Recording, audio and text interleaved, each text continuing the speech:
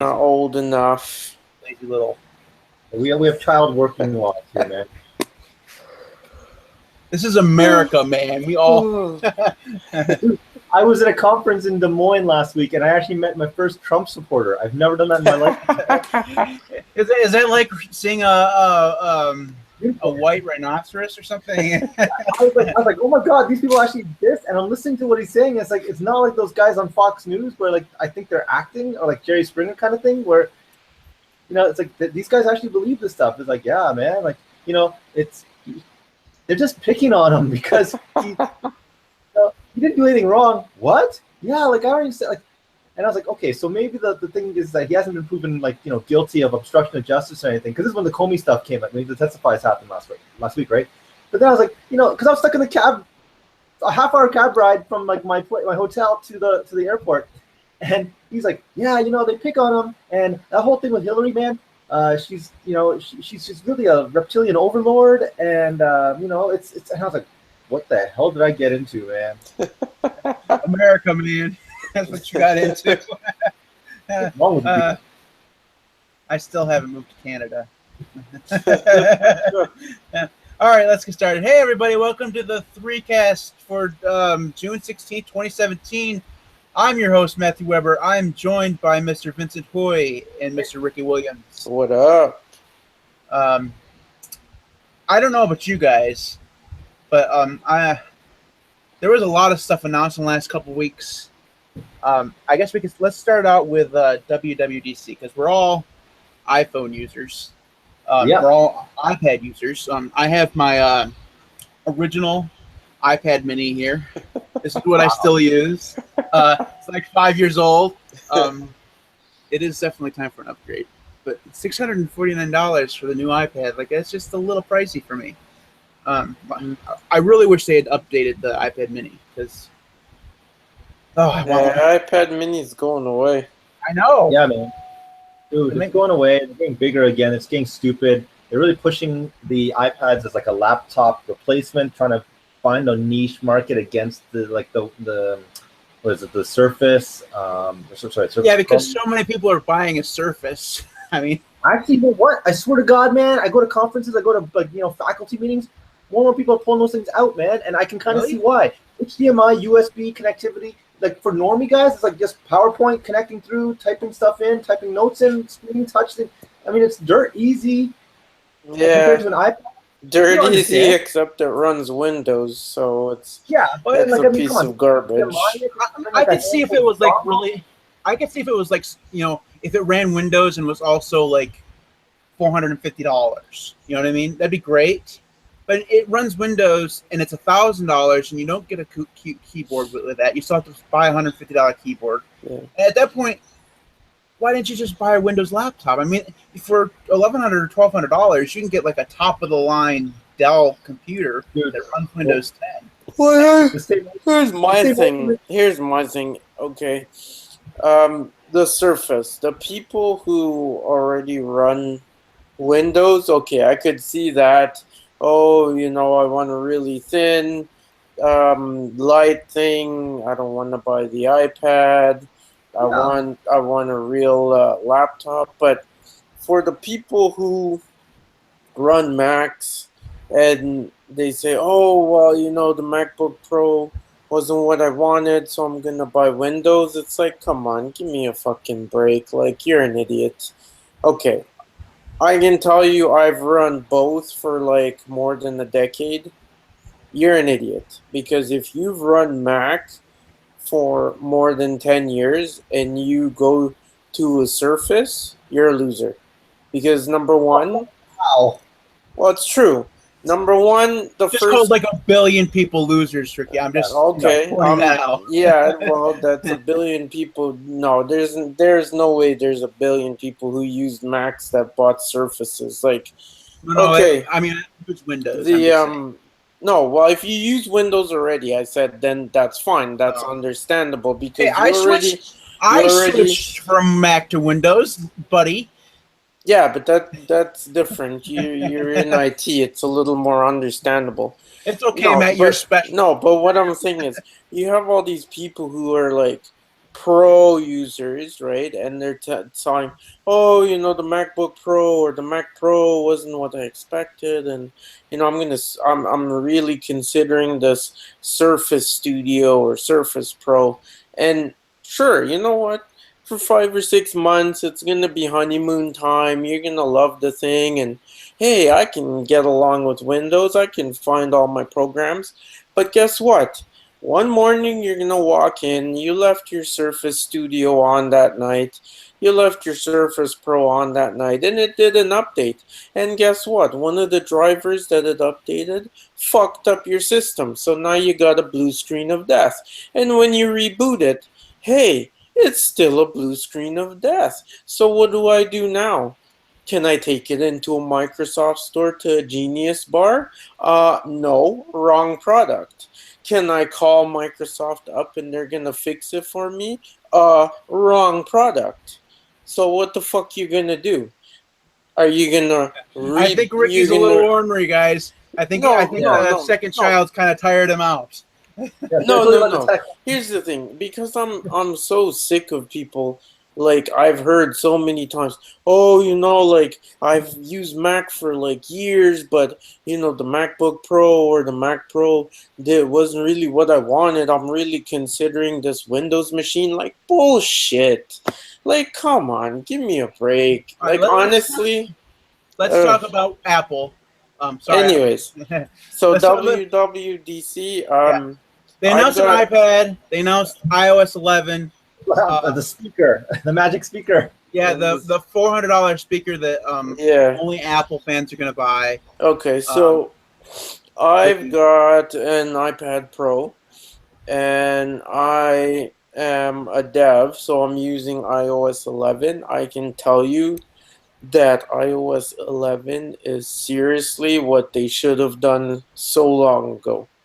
It looks cool on the iPad. No, it definitely is. Like the drag and drop, I mean it's rough. Like right now I'm using beta 1. There's a ton of stuff that's a bit different, and some things they gotta figure out. The dock is like what people have been wanting forever. Like right now I have my iPad and I can actually see the wallpaper without the freaking icons blocking the shit. But the thing is, like, there's still little things that they have to fix. But like I said, it's still in beta 1. So hopefully, if they fix a lot of the stuff, they brought some stuff like drag and drop that's like totally awesome. You can get into split view now by dragging the other app into the window. So that's sort of it makes it a little easier to find your split view apps. Some of the things like the file app is kind of a hidden blessing because it's like it's not really giving people what they want. You can't see all your files on your iPad like people are hoping, but you can see your iCloud stuff and you can join your other like cloud stuff like Box and OneDrive and stuff. But what people are really hoping for is that they would be able to see their local stuff on their iPad. So I think that's gonna be. We'll see how people really deal with that. So overall, I really liked all the stuff they did. The watch stuff, I'll tell you right now, a lot of people I talk to are like, "Oh, they added a few new watch faces." Like, okay, I'm a dad. I'm going to tell you right now, my kid is going to lose his mind when I show him those Toy Story things. And that's the thing you have to think about is that what they want to do is they want to make it kind of fresh for some people. And for some people, showing their kid that thing, it's going to bring joy to the kid's face. It kind of brings joy to you again. The watch is sort of, it's still in its infancy. I believe fully, like, the devs really don't know what to do with it yet. With the watch, a lot of the stuff has to be pushed to it. It's not like the iPhone where the screen is big enough that you can open an app and do your stuff. Like, I believe you have it on your wrist. Like, for instance, I take the Go Train. I should have a Go Train app. it should know like which trains I take. I should be walking to the station, and it just pops up and tells me train blah blah blah at 5:03 is going to be on platform 10. I walk into the station, I go to my platform. I don't have to look at the monitor. I don't have to stand there and wait until my train pops up and tells me what platform it is. You know what I mean? Like Uber, you order an Uber, whatever, you wearing your watch. Like that's kind of where it's at right now. When the Uber's getting close, it pops up and it shows you the Uber's coming. It shows you the driver, so you know what the driver looks like. Like these are the kind of things it's supposed to push to you. You know what I mean? But it's still in its infancy. I think. I don't. It's gonna be big. I personally think so. But can you call something that's been out for 3-4 years an infant? Sure. I mean, it should be going to elementary school, but close to me right now, right? I mean, is this thing being held back somehow? It's an infant as long as it hasn't hit. I could give. The watch is terrible. And I don't care what anybody says. MacBook Air all over again. No one's gonna listen to you. I think a lot of people are listening to me, but you can wear a watch if you want, Ricky. Whatever. I don't care. Here's what I care about. Yeah, the iOS 11 on the iPad looks pretty good, but iOS on the iPhone, it's just like they're pretty much leaving it the same. And the one area that they had to improve for me to be okay with the next iteration of iOS was notifications. And I bitch about this every fucking single year. And this year they actually made notifications worse by combining the notification slider and the lock screen. I mean, what the hell kind of bullshit are you?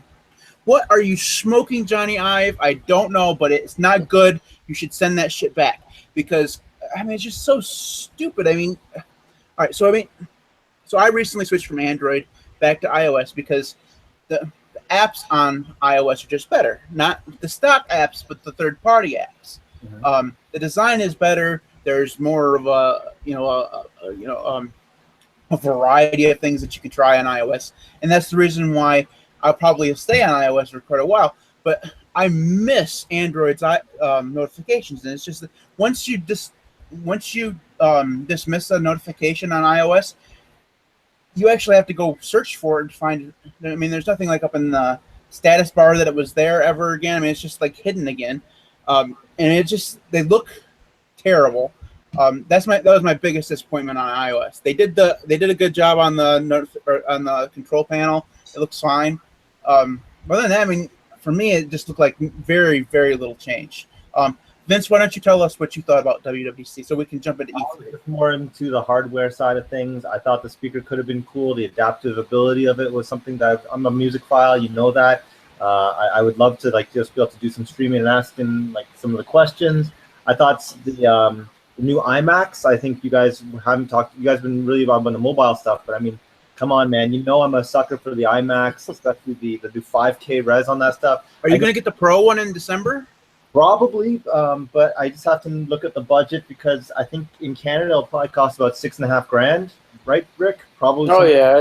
To start out, they said it could go up to $17,000. That depends if you max out the specs. Yeah, that's like getting the 4 outputs to 5K monitors and stuff, man. That's not happening. If you could get a grant to pay for it, come on, Vince. Be creative, man. You're supposed to build things there.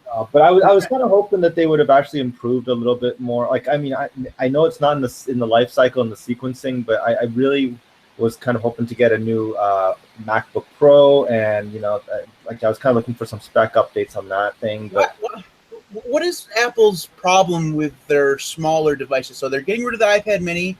Mm-hmm. The Mac Mini hasn't been updated since 2013. I mean, yeah, come on. I mean, some people. I mean, that's their. I mean, I want a desktop Mac, and I mean that'd be fantastic for me because right now I just got a Windows box here. I could just get a Mac Mini and plug it into my dual monitor setup, and bada bing, bada boom, I'm back on Mac OS, and I'd be happy all over again because I buy Windows, right? But the Mac Mini they have out has been 4 years old. I mean, I don't think they're trying to compete anymore. Like, I mean, the price sensitivity of like a couple $100 doesn't mean that much to a consumer now. So I think Apple acknowledges that, and they're just simply saying, look, man, if you're gonna buy a Mac, you're gonna buy the good stuff. You might as well pay the big bucks. Buy and keep Ricky's stock. You know. Yeah, but it's not, I mean, it's not a couple $100. $1,000 for a Mac Mini wouldn't be, out of line. But if you want to buy a desktop Mac, I mean, I suppose you could get like a $12.99 or whatever iMac, but I want to use my own monitors, So I mean, maybe it's just like because I'm being so picky. The Mac Mini to me makes sense. I'm like Matt. I would like them to update it. I think the Mac Mini is like an entrance to Mac OS. Because you think about Windows people, they're used to buying cheap shit because you can buy an HP laptop or whatever. So you see this little Mac thing and you buy it and you connect all your peripherals and you're good. But I think from the Apple side, the computers don't make as much as the iPhone. And on that, the Mac Mini probably makes even less. So to them, it's like, we leave what we have there, and if someone buys it, great. And most other people that come into the store are going to see the iMac, so that's how cool would it be to be able to go into the Apple store and buy a Mac Mini that is about the size of an Apple TV? Yeah, that'd be cool. That'd be cool. And you could stack them together, and you could actually have an entire home media center, like a Samsung black paper box. You'll have one that runs. The last thing I want to say about the WWDC from my standpoint was that you noticed that they were doing the big push for the VR and the AR, the augmented reality, the virtual reality. I called that at the beginning of the year for the prediction show. I wish everything's going. Oh, hold on a second, Ricky. We better be prepared. He's gonna be rubbing that shit in our faces all year long. It's only June. It's only June. We're gonna be hearing about that until fucking January. One thing I get right, man, on the tech side. But I gotta say, man, like it's pretty impressive. They're actually investing in it. They're kind of sidestepping the Vive and all those HTC Vive and the Oculus guys with the VR, but they're going up and buying up the augmented reality stuff. And you see that they're actually investing in it. You as a dev, Ricky, you're seeing the stuff come through. It's like you not necessarily use the AR. You know what? Like now that you bring it up, honestly, I thought their demo, the Star Wars demo. That was epically. That just like honestly, I've always thought that VR was just a bullshit fad. When I saw that, I was like, dude, that is the most awesome way to watch a movie. You understand? Like honestly, okay, I know with the headset on, you're like by yourself. You can't be immersed in it with everyone around you. And I've always said, okay, VR is blah, blah, blah. Like, who gives a shit? Whatever. But, like, that made me look beyond that and think, if I could watch a new movie in my living room like that, like I'm sitting in the middle of the fucking action going on, I was like, that's the future, man. I'm like... Honestly, the movie theaters should be looking at that and shitting themselves and being like, okay, like, what do we do now? Like, we need to do something. Maybe 20 years from now, I guess. And Apple actually just bought, I saw the news today even, Apple just bought 2 Sony execs from their studios to try to make sure that their TV and their broadcasting stuff. Properties. Yeah. That's pretty significant, man. All right. We need to move on to E3. All right. I mean, it's 10:24, and we only have like 6 minutes to cover all of E3 because we bitched about Microsoft for 10 minutes. All right. So let's jump into E3. What I propose is that we'll go around and we'll each name a game, and then we'll go around again if we have time, and then we'll go around again if we still have time. Ricky, take your soapbox and shove it out the window, would you? We don't got time for that shit. I'll shove mine in the closet. We don't have to worry about Vince because he's all organized and professional. Yeah, whatever.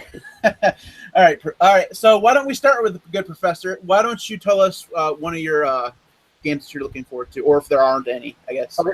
Battlefront 2, done. Star Wars Battlefront 2, they actually showcased the story mode. They showcased the multiplayer, like, 64 people live, better damage control, better vehicle stuff. I mean, it's really hyped. The video game graphics are amazing, but the music score is John Williams again. They're taking all the storylines and all the assets from all the movies in the Star Wars saga right now, putting it all together. You got to say it's good, man. Except for Star Wars sucks. Ricky, why don't you give us a game? I have a game, except I forgot what the name is. It's a shooter. What is it called? We'll come back. We'll come back to you. Some S thing. Because it's a shooter is not quite specific enough. I'm just saying. All right, so this isn't really my favorite or anything, but one of them that caught my eye is called Hidden Agenda. I think it's a PS4 exclusive, unfortunately. But it's kind of so. As you guys know, I was really into like Castle and NCIS for a long time. So this looks like a video game procedural, a little bit. So it's looks interesting. The graphics are like what you'd expect. I mean, for like a 2017 game, but it looks kind of interesting. It's not worth buying a PS4 for, but I might look at some gameplay on like Twitch or something. Vince, give us another one. Okay, Shadow of Mordor 2, or whatever you want to call it. I'm not sure if that's the official title, but man, oh man, that's going to be a cross-platform game. I know that everyone's going to be like, whatever, but if you played the first one, it almost won Game of the Year when that came out. They've updated it. They've got entire clans. They got a better story on it, and you can't go wrong with it. They got the same formula, but they're just going to up it. Can't remember who's behind it, who's the publisher. In any event, it's going to be a good game, and it's got, again, good story, good music, good graphics. You can't go wrong with it. I want to get to disappointments, though. I want, if you have a second at the end of this, I want to can you go a little longer? Keep going. You keep on figuring out your goddamn sniping game, man. I'm trying to figure. Oh my god. Anyways, yeah. Mario shooter. Vince, what did you say you wanted us to do after this? I'm sorry, I didn't catch it. I just want to talk about some of the disappointments because there are at least 3 or 4 disappointments that I got. Yeah, we can talk. Yeah. Let's go around one more time. We can quickly, and then Ricky. Yeah, you know which one? I heard Watch Dogs 2. That already came out, dude. No, there's a new one or something. Watch Dogs 2 came out. No, isn't there a new one? You can tell that I wasn't that into E3. It came out like 4 months ago. Shit, if I could just remember the name of the goddamn friggin'. It's okay, Ricky. World War II. You're getting older. Alzheimer's is a real problem in old people. All right. So Far Cry 5. Yeah. All right. So I'm going to name a couple, and then I'll be totally done. Obviously, the Uncharted game caught my eye. It looks like they're kind of rebooting the series, but bringing some of the female characters back instead of Nathan. So I mean, it looks like the same kind of Uncharted game you'd expect, but it's more focused kind of like on the interaction between the two women. It looks interesting. And then there was the other one that I was gonna say was good lord. Now I'm pulling a Ricky. Yeah, I don't know what it is. Vince, why don't you give us? No, I'll go. So two games that I was interested in, but the thing is, I think one is Beyond Good and Evil 2. Oh, jeez. I'm scared of that because I remember last year's E3 they had that game that was supposed to be like you were in a notebook, and you know what I'm talking, like you're doing doodles and stuff, and then it turns into real characters.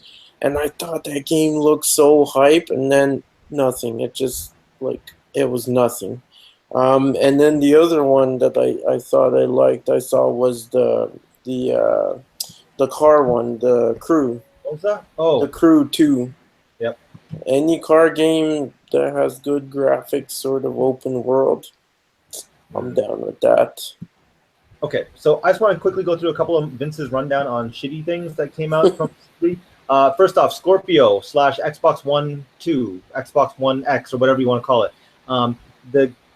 If you look at the specs, my IT guy told me that a couple of my machines in my lab are better than the actual machine, the console, and of course that's not uncommon. But I think that it was a disappointment because it's super, super expensive, and they really didn't show anything that's of value I thought that they really only showed Forza. That was a good game. That wasn't very good. Second thing, I still think that the Nintendo Switch has a lot of ground to make. I know that everyone's hyping up the Super Mario Odyssey and stuff, but quite frankly, I really don't believe that it has enough momentum right now to keep it going through.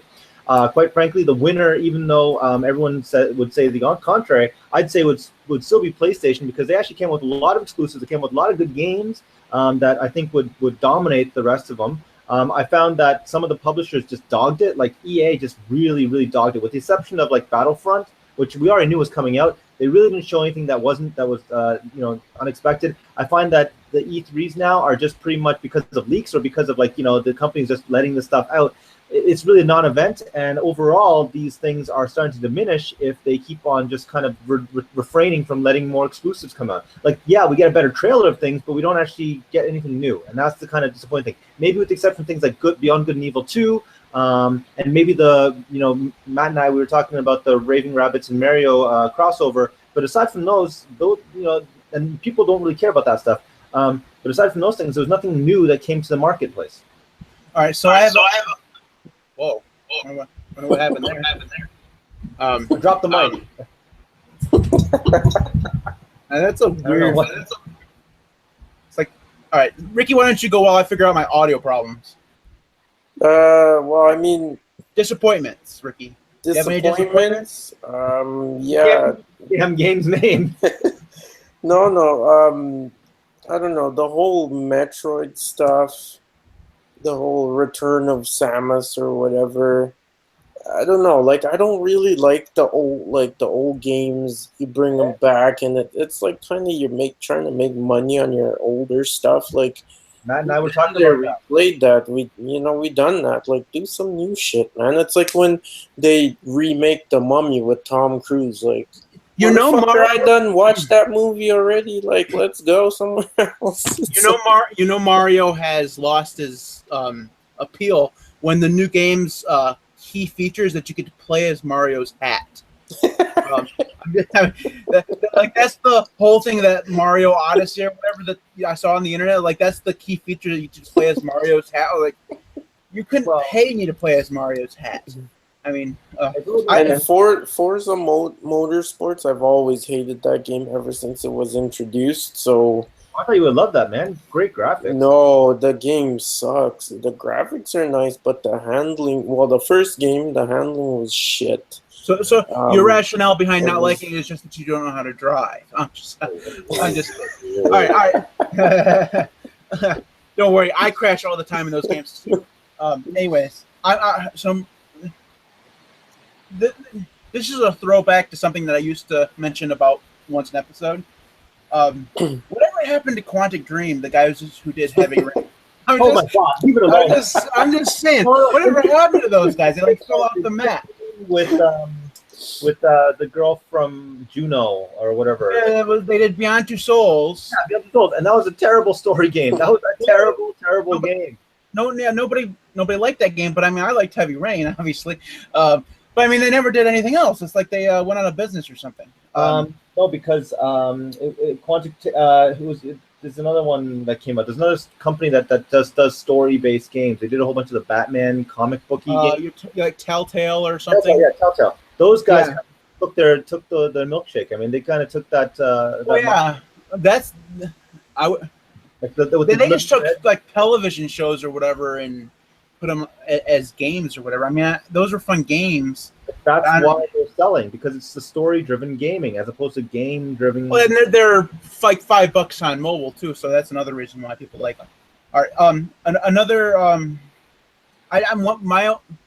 my comment about the Xbox One X or whatever the hell it's called is the only way that's interesting at all is if you have a 4K television and 4K is something that you're into and is something that you want to do all the time.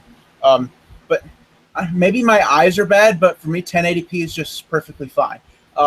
You know what though? I've actually seen 4K video animations and stuff output, not from an Xbox One X or whatever, but it does not actually present well when you're watching YouTube videos of it. It's only when you're watching it live and you actually see the real fidelity of that refresh rate, of that depth.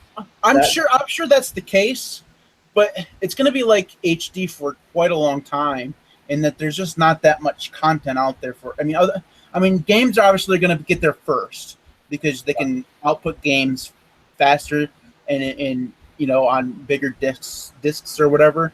But it's going to be the content that follows that's going to take quite a while, and that's going to be really hard. I mean, can you? I mean, say you want to go and download like a 4K video game, it's going to be like 70 gigabytes or something. It's going to be crazy. Yep. And if you want to stream that motherfucker, or you want to stream a YouTube video in 4K or a movie in 4K, I mean, you better hope you have 100 gig, 100, 100 up, 100 down. If you're on like my dial-up internet or something like that, you're going to be trying to stream that movie for the next 3 years. All right. We didn't get to everything, and that's fine. We never do. When we get into talking about Microsoft movies and stuff, and Microsoft, we could talk for like 3 hours. I'm going to go ahead and we're going to skip picks of the week this week. Okay. We'll do that the next time. If you want to get in contact with us, you can do so at email at the3cast.com. You can follow us on Twitter. I'm at MTWB. Ricky's Ricky_Williams1. Vince is VWHUI. The 3cast is at the 3cast. Facebook.com/the3cast is our Facebook email. A special announcement. By the time this episode goes up, you will be able to visit the3cast.com, and no matter what iteration you want to, whether you spell 3 or just put the number 3. I swear to God, this is true because it's actually almost already done. All I got to do is hit the transfer. I'm waiting for the 3cast with it spelled out to transfer to Hover so that it's not locked down to a specific host. And then it's just a matter of going in and putting in the forwarding address. So it doesn't matter which one you go to; they're going to be exactly the same. Anyway, that's what I spent today doing, is getting those things together. So I hear your guys' scoffs of disbelief, and I don't appreciate it. I get my stuff done. It's just with the thing that you put after it. Eventually, I get my stuff done. Eventually. Anyways, that is it for us this week. We will be doing Dr. No in 2 weeks. So I hope you guys are looking forward to that. And we will see you then. We are out. All right, take care, guys.